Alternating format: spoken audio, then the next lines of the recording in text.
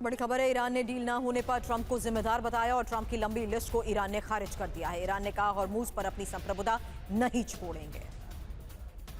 तो इस डील पर अब ईरान जवाब दे चुका है और ना सिर्फ जवाब दिया बल्कि यह भी कहा कि कोई डील नहीं हो पा रही, इसके लिए डोनाल्ड ट्रंप जिम्मेदार है।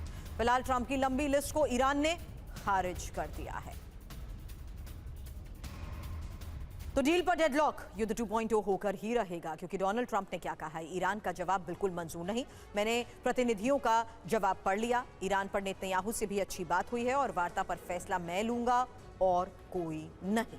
ट्रंप को ईरान का जवाब, जहां ट्रंप को खुश करने के लिए नहीं बनाते हैं योजना, वास्तविकता को पसंद नहीं करते हैं राष्ट्रपति ट्रंप। इसका मतलब क्या है? मतलब यह है कि डील फिलहाल पूरी तरह फंसती नजर आ रही है और कूटनीति के साथ सैन्य दबाव भी बढ़ेगा, जबकि डोनाल्ड ट्रंप ने अंतिम नियंत्रण अपने हाथ में रखा है और इजरायल के साथ युद्ध रणनीति भी बनेगी।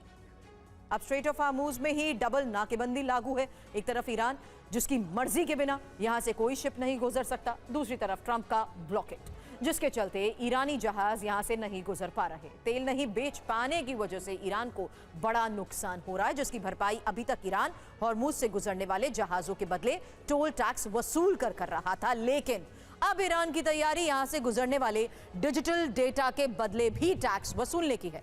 इसे मुश्तबा का $1 ट्रिलियन दाव माना जा रहा है। ईरान हॉर्मुज से गुजरने वाले डिजिटल डेटा के बदले शुल्क वसूलने की तैयारी में है। ईरान हॉर्मुज में मौजूद फाइबर इंटरनेट केबल पर शुल्क लगा सकता है, यानी यहां से डेटा भेजने के बदले ईरान को टैक्स चुकाना पड़ेगा। जो देश शुल्क नहीं चुकाएगा, ईरान उसके डेटा को ट्रांसफर नहीं होने देगा।